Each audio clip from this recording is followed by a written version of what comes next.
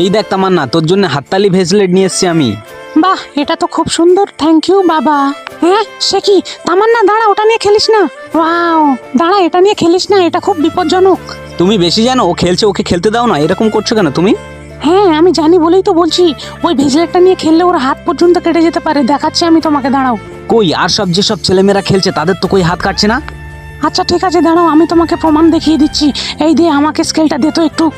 না, এটা আমি দেবো না, এটা নিয়ে আমি খেলবো। এটা নিয়ে খেলা কত বিপজ্জনক তোদের দেখাচ্ছি, দাঁড়া।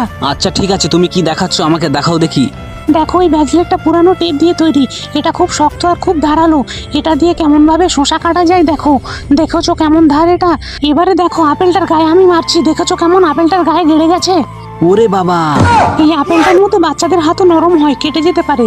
ওরে বাবা, এটা নিয়ে আর আমি কোনোদিন খেলবো না। সত্যি আমিও বুঝতে পারিনি, আমার ভুল হয়ে গেছে। তো বন্ধুরা, এটা তোমরা বাড়িতে খেয়াল রাখবে, ঠিক আছে? ভালো থেকো সবাই।